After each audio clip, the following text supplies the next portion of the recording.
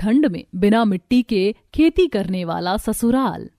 ठंड का मौसम होता है, तभी निशा अपने देवर विकास से फोन पर बात कर रही होती है। हाँ देवर जी, यहाँ सब ठीक है। वैसे यहाँ तो बहुत ज्यादा ठंड है। शहर में कैसा मौसम है? भाभी, यहाँ भी बहुत ठंड है। वैसे मैंने सुना है कि हमारे गांव में आर्टिफिशियल बारिश होगी। क्या सच में? अगर बारिश हो जाए तो ये तो बहुत अच्छी बात है, क्योंकि हमारे गांव में बहुत पोल्यूशन और काफी टाइम से बारिश नहीं हुई है, इसीलिए पानी की भी बड़ी कमी हो रही है। निशा अपने देवर से बात कर ही रही होती है कि तभी खेत से उसके सास ससुर आते हैं।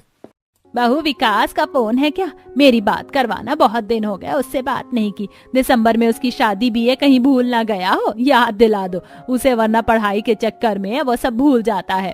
अरे भाग्यवान, कर लेना आराम से बात। और हाँ, जरा पूछो उस शहर में उसकी पढ़ाई तो अच्छे से चल रही है ना? किसी चीज की कमी तो नहीं है? काफी दिनों बाद विकास का फोन आया था, इसलिए घर आते ही आशा निशा के हाथ से फोन ले लेती है और अपने बेटे से बात करती है। बेटा, शहर में सब ठीक तो है? पढ़ाई में किसी तरह की कोई परेशानी तो नहीं आ रही? और कितना समय लगेगा तेरी एग्रीकल्चर की पढ़ाई पूरी होने में? फिक्र मत करो माँ, बस कुछ ही दिनों की बात है। 5-6 महीने में पूरी हो जाएंगी, फिर मैं गांव आ जाऊंगा और आप लोगों को नई तरीके से खेती करना सिखाऊंगा, जिससे हमारा काफी मुनाफा होगा। फिर तो ठीक है बेटा। अच्छा, तू यहाँ हमारी फिक्र मत करना, तेरा भैया भी अच्छा काम कर रहा है, यहाँ सब कुछ अच्छा चल रहा है। अभी मैं फोन रखती हूँ। बाहर तो बहुत ज्यादा ठंड है पापा जी। आप लोग अभी खेत से आए हैं, आपको ठंड लग रही होगी। मैं अभी आप दोनों के लिए आग जला देती हूँ, आप लोग हाथ सेक लेना। दादाजी, आपने कहा था कि आप खेत से जब घर आओगे तो शाम को मुझे चीज दिलाने ले चलोगे। हाँ हाँ बेटा, क्यों नहीं। बहू, तुम खाना निकालो और आग जलाओ, मैं तब तक राजू को चीज दिला कर लाता हूँ। इतना बोलकर विनोद राजू को अपने साथ दुकान ले जाता है, जिसके बाद आशा घर के बाहर बैठकर आग जलाने लगती है और तभी आशा का बड़ा बेटा सूरज आता है। अरे माँ, आप आग जला रही है, निशा कहाँ है? अरे बेटा, कितना काम करेगी? सारा दिन तो वो काम ही करती रहती है। कई बार खेत पर भी आती है और वहाँ पर भी हमारी मदद करवा देती है। बहू हमारा खाना निकाल रही है, तो मैंने सोचा कि जब तक मैं आग जला लूं, अब जाकर तू भी फ्रेश हो जा। तेरे पापा और राजू भी आते ही होंगे। ये लड़का फिर पापा को अपने साथ इस ठंड में चीज दिलवाने के लिए ले गया। पता नहीं बच्चों को ठंड लगती भी है या नहीं। इतना बोलकर सूरज घर में जाता है और फ्रेश होकर बाहर आता है, जिसके बाद निशा सभी को खाना देती है और घर वाले आग के पास बैठकर खाना खाते हैं। आशा का परिवार भले ही गरीब था, पर उनके पास किसी भी चीज की कमी नहीं थी। देखते ही देखते कुछ दिन बीत जाते हैं और एक दिन दोपहर को जब सभी गांव वाले अपने अपने खेत में खेती कर रहे होते हैं, तो कुछ सरकारी अधिकारी आते हैं, जिसे देखकर सभी गांव वाले आपस में बात करते हैं। सरकारी कर्मचारी लग रहे हैं, पर ये लोग हमारे गांव में क्यों आए हैं और हमारे खेत के ही पास क्यों मंडरा रहे हैं? वैसे ही हमारा गांव सबसे पीछे और निचले हिस्से में है, किसी का ध्यान तो यहाँ जाता नहीं है। ये नहीं कि हम गरीब लोगों के लिए भी कुछ सरकार करे। माना कि हमारा छोटा गांव है, पर हम पर तो किसी का ध्यान ही नहीं है। ऐसा मत बोलो शोभा बहन, तुम जानती हो ना मेरा बेटा शहर में एग्रीकल्चर की पढ़ाई कर रहा है। वो बता रहा था कि सरकार ने फैसला किया है इस हफ्ते में आर्टिफिशियल बारिश करेंगे हमारे गांव में। इसका मतलब होता है नकली बारिश। देखना, जब नकली बारिश होगी ना तो पानी की समस्या हमारे गाँव से अपने आप ही खत्म हो जाएगी। अरे भाई चलो, सरकार को हम गरीबों की परेशानी तो नजर आई, क्या पता थोड़ा पोल्यूशन भी कम हो जाए। आशा की बातों से गांव के बाकी लोग भी काफी खुश हो जाते हैं। देखते ही देखते कुछ दिन बीत जाते हैं और एक दिन जब सभी लोग हमेशा की तरह सुबह उठकर काफी ठंड में काम के लिए घर से बाहर निकल रहे होते हैं, तो वो देखते हैं कि मौसम बिगड़ चुका है। तेज आंधी तूफान चल रही है और आसमान में काले बादल भी छा चुके हैं। अरे भाई, लगता है आज बहुत तेज बारिश होगी। मुझे नहीं लगता कि हम लोग इस बारिश में खेत में जाकर काम कर सकेंगे। चलो भाई, आज एक दिन आराम कर लेते हैं। इस बारिश में ना तो हमारी कंपनियां खुलने वाली हैं और ना ही हम खेत जा पाएंगे। मौसम देखकर तो लग रहा है बारिश काफी तेज होगी। ठंड का समय है, अगर बारिश भी ज्यादा हो गई तो कहीं हमारी फसल ना बर्बाद हो जाए, ऊपर से ठंड और बढ़ जाएगी। अरे बहन, सुबह शाम की ठंड है, नवंबर का महीना है, मौसम साफ होगा तभी तो कड़ाके की ठंड पड़ेगी। और देख लेना, इतनी बारिश नहीं होगी, कुछ नहीं होगा हमारी फसल को। इतना बोलकर सभी अपने अपने घर में चले जाते हैं और शाम होने से पहले ही तेज बारिश होने लगती है, जिसे देखकर हर किसी के चेहरे पर मुस्कान होती है। पर लगातार 4 घंटे तक बारिश होती रहती है और बारिश न रुकने की वजह से न सिर्फ गांव वाले बल्कि आशा का परिवार भी परेशान हो जाता है। अरे बेटा, ये बारिश कुछ ज्यादा ही लंबी नहीं होगी, कब रुकेगी? ये बारिश ऐसे तो गांव में बाढ़ आ जाएगी और हमारी फसल बर्बाद हो जाएगी। वैसे भी पिछले 2-3 महीने से हम विकास को पैसे नहीं भेज पा रहे। वो कैसे वहाँ गुजारा कर रहा है और पढ़ाई कर रहा है, उसे ही पता है। नहीं माँ, ऐसा नहीं होगा। सरकार जो करेगी सोच समझ कर करेगी। सभी अपने अपने घर में रजाई कंबल में बैठे बारिश के रुकने का इंतजार करते हैं, पर सारी रात बारिश होती है और लगातार 2 दिनों तक बारिश होती है। 2 दिनों बाद जब बारिश रुकती है और गांव वाले घर से बाहर निकलते हैं तो देखते हैं कि उनके खेत में लबालब पानी भर चुका है। साथ ही गांव के कुछ हिस्सों में भी ज्यादा पानी भर गया है कि लोगों को अपना घर खाली करके जाना पड़ रहा है। सूरज, तूने तो कहा था कि सरकार ज्यादा बारिश नहीं करेगी, पर ये देख कितनी बारिश हुई। हमारा खेत पूरा पानी से भर चुका है। अभी पानी कैसे सूखेगा? गांव में भी पानी भरा हुआ है। गर्मी में भी ऐसी बाढ़ नहीं आई जैसे इस ठंड में बाढ़ आ गई है। अम्मा, तुमने न्यूज नहीं देखा? न्यूज में बता रहे थे कि जब आर्टिफिशियल बारिश की जा रही थी तो सब कुछ साइंटिस्ट के कंट्रोल से बाहर हो गया और बादल फटने की वजह से इतनी ज्यादा बारिश हो गई है कि हमारे गांव के कुछ लोगों को अपना घर खाली करना पड़ा। भगवान का शुक्र है जो हमारा घर ऊंचे पर था, वरना हम करीब कहाँ जाते इस बारिश में। अपने खेतों में भरा पानी देखकर सभी परेशान वापस अपने घर आते हैं। देखते ही देखते 1 हफ्ता बीत जाता है, पर खेत का पानी कम नहीं होता, जिस वजह से कुछ और गांव के लोग गांव खाली करने लगते हैं। माँ, तुम्हें पता है मेरी सबसे अच्छी दोस्त पिंकी अपने माता पिता के साथ घर खाली करके जा रही है। वो कह रहे हैं कि यहाँ अब रोजगार नहीं है, उनके खेत में पानी भर चुका है, अब वो खेती नहीं कर पाएंगे। हमारे भी खेत में पानी भरा है, क्या हम भी गाँव छोड़कर चले जाएंगे? नहीं बेटा, हम गरीब यहाँ से कहीं नहीं जा सकते और 10 दिन बाद तेरे चाचू की भी शादी है। वो भी 4-5 दिन में यहाँ आ जाएंगे। पता नहीं इतनी सारी चीज अब कैसे होगी। शादी के लिए तो सेविंग करी है, शादी तो हो जाएगी, पर शादी के बाद नई बहू को इस घर में कैसे खुशियां मिलेंगी? हमारे घर के हालात तो बहुत खराब हो चुके हैं। अरे कुछ खराब नहीं हुए, हमारे खेत में पानी तो भरा है। तेरे बाप के हाथ पैर अभी भी सलामत हैं, मैं काम करूंगा। हालात इतने ज्यादा बिगड़ जाते हैं कि अगले दिन से विनोद भी मजदूरी करने के लिए बाहर जाता है, पर उसे कहीं मजदूरी नहीं मिलती और 2 दिन के अंदर विकास भी अपने घर आता है और जब वो अपने गांव और घर की हालत देखता है तो उनसे कहता है, इतना सब कुछ हो गया और आप में से किसी ने मुझे कुछ बताया भी नहीं। अब समझ में आया मुझे कि आप पिछले 2 महीने से मुझे क्यों समय पर पैसे नहीं दे पा रहे थे।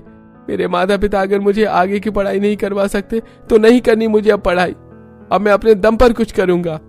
देवर जी, इस पढ़ाई को करने के लिए आपने 2-3 साल इंतजार किया है, बहुत मेहनत करी है, तब जाके शहर के कॉलेज में आपका एडमिशन हुआ है और अगले हफ्ते आपकी शादी भी है। भाभी, मेरी पढ़ाई पूरी नहीं हो पाई है, पर मैंने इतनी पढ़ाई तो कर ली है कि थोड़ी बहुत खेती की नॉलेज समझ में आ चुकी है और आपकी होने वाली देवरानी ने भी एग्रीकल्चर की ही पढ़ाई करी है। विकास के आने के बाद घर वालों को अच्छा तो लगता है, पर पढ़ाई छोड़ने के फैसले से घर वालों को काफी बुरा लगता है और इस वक्त विकास अपने परिवार के साथ खेत जाता है और खेत में भरा पानी देखकर घर वालों से कहता है, पापा, हम जमीन पर खेती नहीं कर सकते तो क्या हुआ, हम पानी में ही खेती करेंगे। ये उतना पानी है जितना हमें अपनी खेती के लिए चाहिए। हम इस पानी में सिंघाड़े, मखाना और कमल खकड़ी की खेती करेंगे। पर विकास, तुझे पता है ना, हमें इन तीनों की खेती करनी नहीं आती। हम लोगों ने तो शुरू से गेहूं, मक्का, धान इन्हीं सब की खेती की है।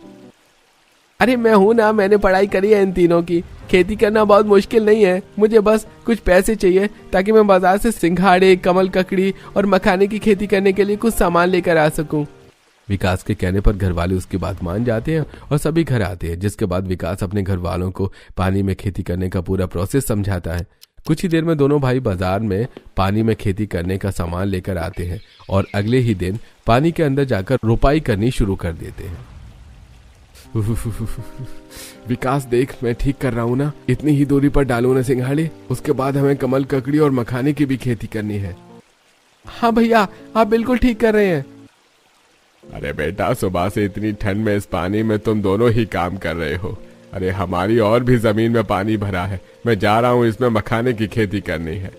पानी के अंदर ठंड में कांपते हुए तीनों बाप बेटे अपनी खेती करनी शुरू कर देते हैं, जो देख आसपास के लोग उनसे कहते हैं, अरे भाई साहब, ये आप क्या कर रहे हो? अपने बेटों के साथ सुबह से इस कड़ाके की ठंड में ठंडे पानी में घुसे पड़े हो, ऐसे तो आप लोगों की तबीयत खराब हो जाएगी। अब ये खेत हमारे किसी भी काम की नहीं है, बेवकूफी है यहाँ खेती करना। इससे अच्छा आप कोई नौकरी कर लो। काकी, देश बहुत आगे बढ़ चुका है, अब तो लोग पानी में भी खेती करना जानते हैं। अगर ऐसी बात है बेटा तो थोड़ी खेती की शिक्षा हमें भी दे दे। वैसे भी शहर जाकर तो इसी की तो पढ़ाई कर रहा था। अर्चना की बात सुनकर विकास अपना काम खत्म करके बाहर आता है और पानी में कैसे खेती की जाती है इसके बारे में न सिर्फ अर्चना को बल्कि गांव की और भी कुछ लोगों को समझाता है। अरे भाई बेटा, तूने तो हमारी परेशानी ही दूर कर दी। अब जब तक पानी सूख नहीं जाता हम पानी में ही खेती करेंगे। विकास, तूने बहुत अच्छा काम किया है, पर अब बेटा तू खेत में काम करना छोड़ दे। 3 दिन बाद तेरी शादी है। माफ करना, हमने जैसे सोचा था वैसे तेरी धूमधाम से शादी नहीं कर पा रहे। अरे कोई बात नहीं पापा, हमारे हालात ही कुछ ऐसे हैं। विकास अपने घर वालों की परेशानी को समझता है और 3 दिन बाद उसकी शादी माया नाम की लड़की से होती है और माया कड़ाके की ठंड में अपने ससुराल आती है। दादी, मुझे बहुत नींद आ रही है। चाचा को जल्दी से घर के अंदर लेकर आओ ना, मुझे चाचा से बहुत सारी बातें करके सोना भी है। नहीं राजू, तू चाची से कल बात करना। चाची आज बहुत थक गई हैं और देख बाहर कितनी ठंड है, उन्हें कितनी ज्यादा ठंड लग रही होगी ना, तो जाकर सो जा और चाचा को भी सोने दे। बहू, तू दाहिने पैर से कलश गिराकर अंदर आ जा। आशा अपनी छोटी बहू का गृह प्रवेश करवाती है, जिसके बाद सभी सोने के लिए अपने कमरे में चले जाते हैं और जब माया अपने कमरे में जाती है तो पुराना बिस्तर और बिना सजा हुआ कमरा देखकर अपने पति से कहती है, लगता है इस घर में मेरे आने की खुशी शायद किसी को नहीं है। हम गरीब घर से हैं, मेरे पापा दहेज नहीं दे सके, क्या इसीलिए मेरा स्वागत इतना सूखा सूखा हुआ है? नहीं माया, नहीं, ऐसा बिल्कुल नहीं है। तुम्हें नहीं पता, हमने बहुत कुछ सोचे थे, पैसे भी जोड़ कर रखे थे, पर घर के हालात इतने ज्यादा बिगड़ गए कि हमें अपनी सेविंग्स खत्म करनी पड़ी। हमारी शादी भी बड़ी मुश्किलों से हो पाई है, वरना मैं तो अगले साल की सोच रहा था। विकास अपनी सारी परेशानियां माया को बताता है, जिससे सुनकर वो अपने पति से माफी मांगती है। मुझे माफ करना, मैं बिना कुछ जाने सोचे समझे पता नहीं क्या क्या बोल दी। अरे कोई बात नहीं, सिर्फ एक गलतफहमी ही थी जो कि खत्म हो गई। चलो अब सो जाते हैं, रात भी बहुत ज्यादा हो गई है और ठंड भी बहुत ज्यादा है। मेरे पास आराम करने का बिल्कुल समय नहीं है, कल सुबह होते ही मुझे खेत पर जाना है। इतना बोलकर विकास और माया सो जाते हैं और अगली सुबह होते ही सुबह सुबह निशा माया को उठाती है और उसे उसकी पहली रसोई करने को कहती है। माफ करना माया, इस ठंड में तुम्हें इतनी जल्दी उठना पड़ा, पर घर के मर्दों को सुबह 6 बजे खेत जाना है। कोई बात नहीं दीदी, मुझे रात को विकास जी ने बताया इस ठंड में हमारे परिवार ने और हमारे गांव वालों ने कितनी सारी परेशानियों का सामना किया है। इतना बोलकर माया अपनी जेठानी के साथ बैठकर मिट्टी का चूल्हा जलाती है और अपनी पहली रसोई में पराठे, आलू की सब्जी, चावल और दाल बनाती है। साथ ही थोड़े से सलाद काटती है, जिसे देखकर राजू सबसे ज्यादा खुश होता है। इतना स्वादिष्ट खाना, अगर रोज सुबह 5 बजे ऐसा स्वादिष्ट खाना मिलेगा तो मैं रोज सुबह इस ठंड में 5 बजे उठकर नहा लूंगा। चिंता मत कर छोटे, बहुत जल्द तुझे इससे भी अच्छा और महंगा खाना खाने को मिलेगा। हाँ, बस इस बार हमारी फसल अच्छी हो जाए तो हमारी सारी परेशानी भी खत्म हो जाएगी और हमने जो शादी के लिए कुछ पैसे उधार लिए थे वो भी समय से पहले चुका देंगे। इतने सारी परेशानियों का सामना करते हुए भी गरीब परिवार हार नहीं मानता है और हंसी खुशी अपने परिवार के साथ रहता है। देखते ही देखते कुछ महीने बीत जाते हैं और अब फसल तोड़ाई का समय आ जाता है।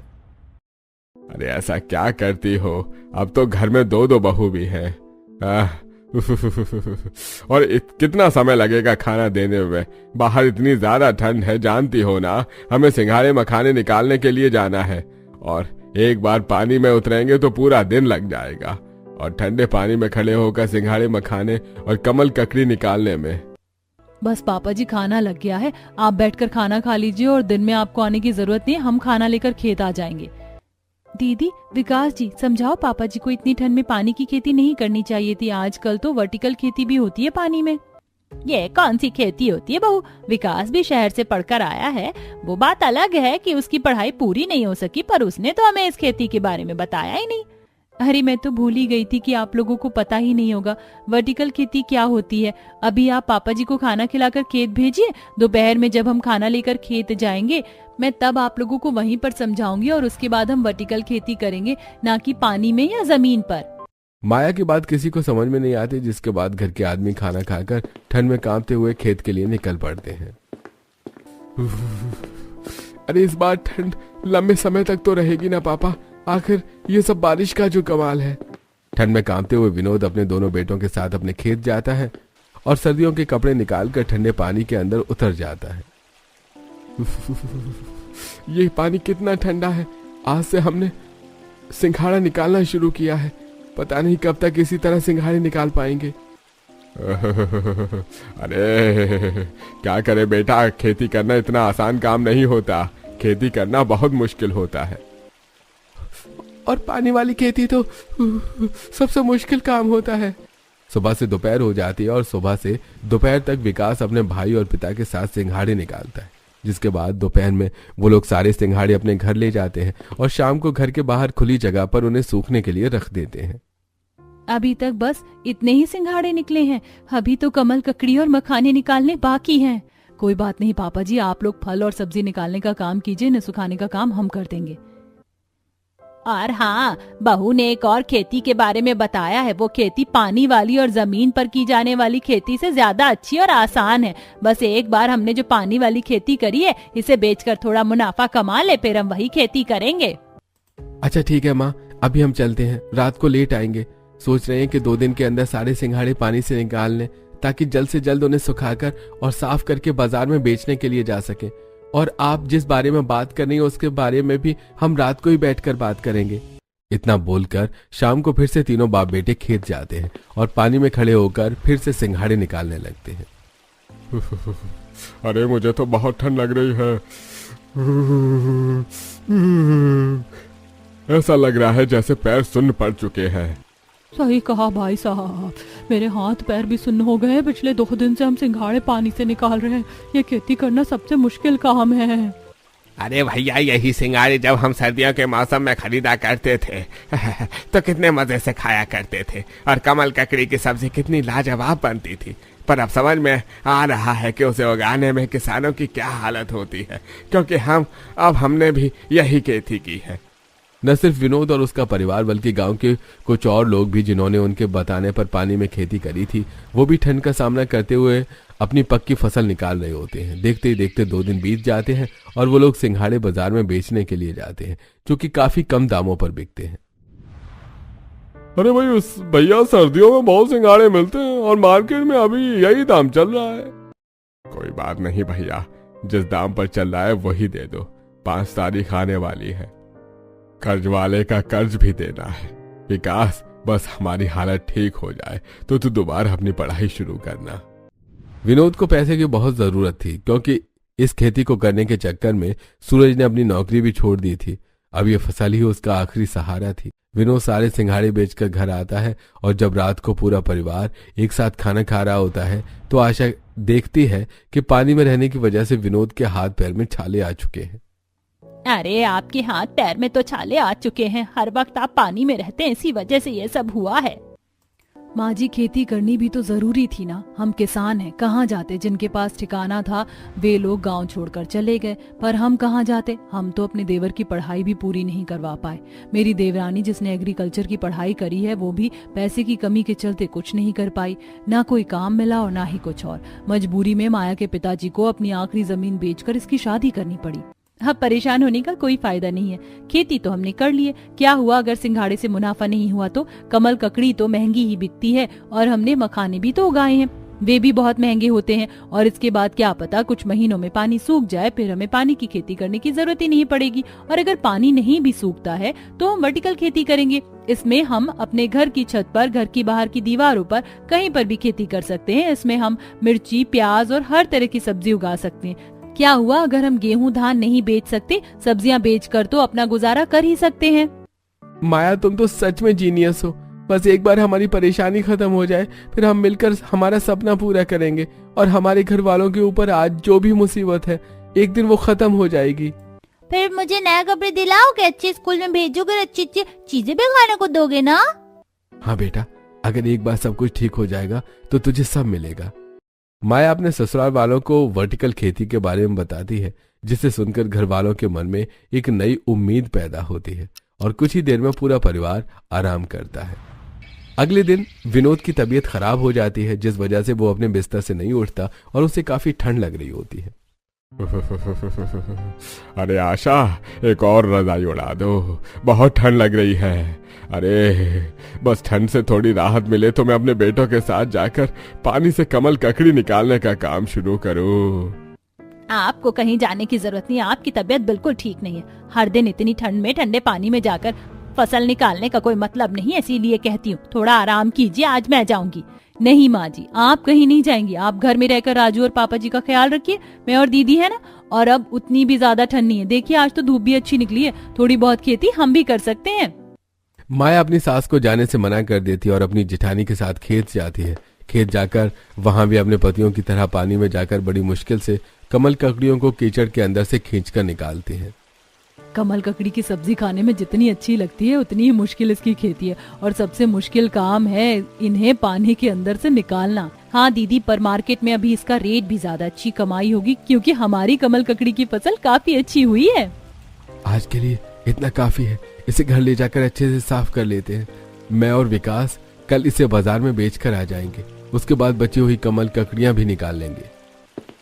कुछ कमल ककड़ियां निकालकर सूरज, निशा, विकास और माया घर आते हैं और घर के बाहर बैठकर साफ पानी में कमल ककड़ी को साफ करने लगते हैं। बहू अभी तक तुम काम ही कर रही हो, रहने दो, ये सब मैं कर दूंगी। नहीं माँ जी, बस थोड़ा सा काम रहता है, हम कर लेंगे, आप चिंता मत कीजिए हमारी। मैंने कहा ना बहू, छोड़ दो और आकर खाना खाओ। आज तुम दोनों सुबह से बस काम ही कर रही हो, अब आकर खाना खा लो। इस कमल ककड़ी की सफाई मैं कल कर दूंगी। ये तो मैं भी अच्छे से कर सकता हूँ दादी, कल हम दोनों मिलकर इसको अच्छे से पानी से साफ कर देंगे क्योंकि कल मेरी स्कूल की छुट्टी है। आशा के कहने पर निशा और माया कमल ककड़ी को वहीं छोड़कर अंदर खाना खाने चली जाती हैं। देखते ही देखते मार्च का महीना भी खत्म हो जाता है और मखाने, सिंघाड़े और कमल ककड़ी बेचकर उनके पास इतने पैसे आ जाते हैं कि वो अपना गुजारा कर सके। जितना सोचा था उतना मुनाफा तो नहीं हुआ, पर हाँ, हम इससे बहू की बताई गई वर्टिकल खेती शुरू कर सकते हैं। कुछ पैसे मैं कर्जदार को देकर आता हूँ, कुछ पैसे घर खर्च के लिए निकाल लेना और बाकी के पैसे माया बहू को दे देना। उसे जो भी सामान चाहिए होगा वो विकास के साथ जाकर बाजार से ले आएगी। हाँ पापा, आपने बिल्कुल सही कहा, पर उससे पहले हमें अपनी छत की सफाई करनी है और घर के बाहर की भी। हाँ तो इसमें देरी किस बात की है, घर के आदमी बाहर का काम संभाल लेंगे और हम घर का। ठीक है, तो फिर हाथ से ही काम पर लगते हैं। इतना बोलकर निशा हाथ में झाड़ू ले लेती है और तीनों सास बहू मिलकर सबसे पहले अपने घर के बाहर की सफाई करने लगती हैं, जिसे देखकर उसकी कुछ पड़ोसनें कहती हैं, आशा बहन, पानी की खेती ने तो दुखी कर दिया है, इसीलिए घर के बाहर सफाई कर रही हो क्या, ताकि घर के बाहर ही छोटी सी खेती कर सको। इतनी कम जमीन पर खेती करने का कोई फायदा नहीं होगा, इसीलिए अच्छा यही होगा कि तुम और तुम्हारा परिवार ये गांव खाली कर दो या फिर कहीं और नौकरी देख लो। आंटी जी, जगह कम होने से फसल पर फर्क नहीं पड़ता, तकनीक अच्छी होने से फर्क पड़ता है। और आप देखते रहना कैसे हम इतनी कम जमीन पर वर्टिकल खेती करके ताजी और अच्छी सब्जियां उगाते हैं। भूल गई आंटी, मेरे देवर की तरह मेरी देवरानी ने भी एग्रीकल्चर की पढ़ाई करी है। हाँ बहू, याद है मुझे, पर फिर भी इतनी कम जगह में कैसे खेती हो सकती है, और अगर हो सकती तो हमें भी बताओ। मेरा इकलौता बेटा शहर में कमा रहा है, वो अकेले कैसे घर संभाल रहा है वही जानता है। आंटी, भगवान से बस यही प्रार्थना है कि जल्दी से हमारे खेत का पानी सूख जाए ताकि हम फिर से अपनी खेती शुरू कर सकें। और अगर ऐसा हो गया ना तो मैं कहीं बाहर काम नहीं करूंगी, बल्कि इसी गांव में रहकर लोगों को सही तरीके से खेती करना सिखाऊंगी। हर मुसीबत में कैसे खेती की जाती है ये बताऊंगी। माया अपनी जेठानी और सास के साथ मिलकर घर के बाहर की सफाई करने के बाद छत पर जाती है और पूरी छत को भी अच्छे से सफाई कर देती है। इसी तरह एक हफ्ता बीत जाता है और एक हफ्ते बाद माया अपने पति के साथ शहर जाने की तैयारी में लग जाती है। बहू, विकास, तुम दोनों शहर जा रहे हो तो आराम से जाना, और बेटा देख लेना, तेरी पढ़ाई अब हम पूरी करवाएंगे। आपने बिल्कुल सही कहा पापा, मैं कम पैसे में यहाँ के लोगों को फार्मिंग सिखाऊंगी, वो भी सही तरीके से, और विकास शहर में अपनी पढ़ाई पूरी करेंगे। मैं कितना लकी हूँ। सही कहते हैं लोग कि एक सफल आदमी के पीछे एक औरत का हाथ होता है। आज तुमने इसे सच साबित भी कर दिया। अब तुम दोनों ऐसी बातें करना बंद करो और जल्दी जाओ। हम सब बेसब्री से इंतजार कर रहे हैं कि कब बहू वर्टिकल खेती करना शुरू करेगी। आशा के कहने पर विकास और माया कुछ पैसे लेकर शहर जाते हैं और वहां से वर्टिकल फार्मिंग करने के लिए जरूर चीजें लेकर आते हैं। इतना सारा सामान, पर इसका हम क्या करेंगे? ये तो सारे खिलौने जैसे लग रहे हैं। ये कोई खिलौना नहीं है बेटा, ये सामान बहुत महंगा है, कम से कम 25-30 हजार का आया है। क्या 25-30 हजार का सामान? अब तो मुझे दोबारा से नौकरी करनी होगी। ठीक है, पानी वाली खेती करना तो बड़ा मुश्किल है। बस दुआ करो कि हमने जो वर्टिकल खेती के बारे में सोचा है वो काम कर जाए। बिल्कुल करेगा जेठ जी, मैं हूँ ना, मुझे बहुत अच्छे से पता है कि वर्टिकल फार्मिंग कैसे की जाती है। जब मैं पढ़ाई कर रही थी तो हमें बहुत अच्छे से सिखाया गया था। वहाँ बहुत बड़ी लैब थी, सही मात्रा में धूप, हवा, पानी सब कुछ चाहिए होता है, और ये सब हम अपनी छत पर और घर के बाहर करेंगे। सभी माया पर विश्वास करते हैं और अगले ही दिन माया छोटे छोटे गमले, पौधे, बीज और खाद सब कुछ छत पर और अपने घर के बाहर लाइन से लगा देती है। यहाँ तक कि वो अपने घर की दीवारों को भी नहीं छोड़ती। देखते ही देखते समय बीतता है और 2 से 3 महीने के अंदर उनके घर की छत और दीवारों पर सब्जियां आनी शुरू हो जाती हैं। इसके बाद माया गांव वालों को भी सही तरीके से खेती करना सिखाती है। माँ जी, पापा जी, आप देखो कितने अच्छे से सारी सब्जियां उगी हैं। हाँ बहू, तूने बिल्कुल सही कहा था। ये वर्टिकल खेती तो सच में काम की है। मैं बाजार जाकर कल से बेचूंगा। अगली ही सुबह विनोद और सूरज बाजार जाकर सारी सब्जियां बेचते हैं और उन्हें उससे काफी मुनाफा होता है। और अब विकास भी शहर जाकर पढ़ाई करता है और उसे एक अच्छी नौकरी मिल जाती है। और कुछ महीनों में पानी भी सूख जाता है और वो वर्टिकल खेती के साथ धान, गेहूं के भी खेती करते हैं। अब गरीब परिवार की हालत में फिर से सुधार आ जाता है और सब खुशी खुशी अपनी जिंदगी बिताते हैं।